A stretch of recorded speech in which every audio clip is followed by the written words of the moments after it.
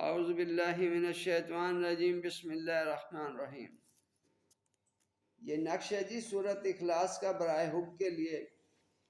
یہ بہت اعلیٰ درجے کا حب کا عمل ہے، لیکن بشرط یہ ہے کہ اس کو کبھی بھی غلط کام کے لیے نہ دیں۔ اگر کوئی جتنا بھی پیسہ دے، نہ اس کو غلط کام کے لیے کسی کو لکھ کر دیں۔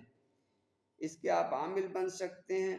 سب سے پہلے درود و سلام، الصلاۃ والسلام علیک یا سیدی یا رسول اللہ، الصلاۃ والسلام علیک یا سیدی رحمۃ اللہ العالمین صلی اللہ علیہ وسلم۔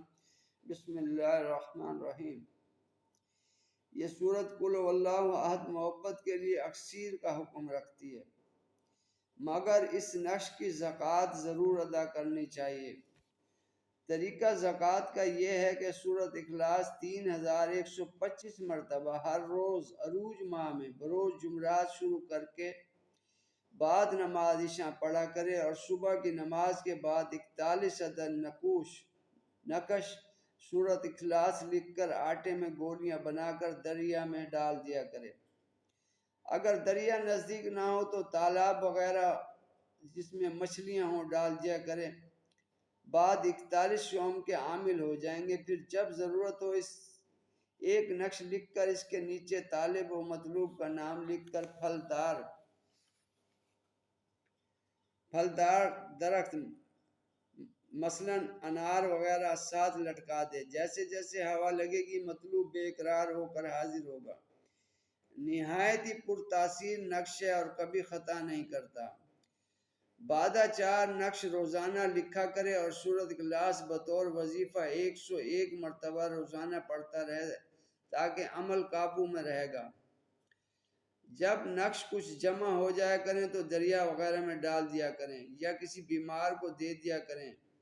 اگر کوئی شخص زکوٰۃ دے سکے تو مندرجہ ذیل نقش کو طریق ذیل سے عمل میں لائے اور اپنا مقصد حاصل کرے، خطا نہ کرے گا۔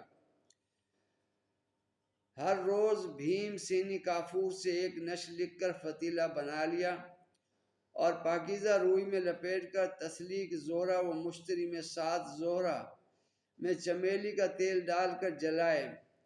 چراغ کا منہ خانہ مطلوب کی طرف رکھے۔ 21 یوم کے اندر اندر مطلوب حاضر ہوگا۔ جب تک چراغ جلتا رہے گا آنکھیں بند کر کے مطلوب کا تصور بہت رکھے کہ وہ روبرو بیٹھا اور خود سورۃ اخلاص پڑھتا رہے۔ یہ سورۃ اخلاص کا عمل دیا ہے آپ کو، اور یہ کل شریف کا یہ لکھا ہوا ہے جو نقش ہے، یہ نقش ہے جی، یہ آپ دیکھ لیں، اسی میں کوئی کمی بیشی ہو آپ اس کو تسلی سے غور کر کے پڑھیں اور اس عمل کو کریں، اور اس کی زکوٰۃ ادا کرنے کے بعد یہ عمل آپ کریں، اور کبھی بھی زندگی میں اس کو غلط کسی فائدے کے لیے کتنے بھی پیسوں میں آپ اس کو غلط کام کے لیے مت دیں، نیک مقصد کے لیے آپ دیں۔ اللہ تعالیٰ آسانیاں دے گا، آپ کو آسانیاں بانٹنے کی توفیق دے گا۔ دعاؤں میں یاد رکھیں۔ السلام علیکم ورحمۃ اللہ وبرکاتہ۔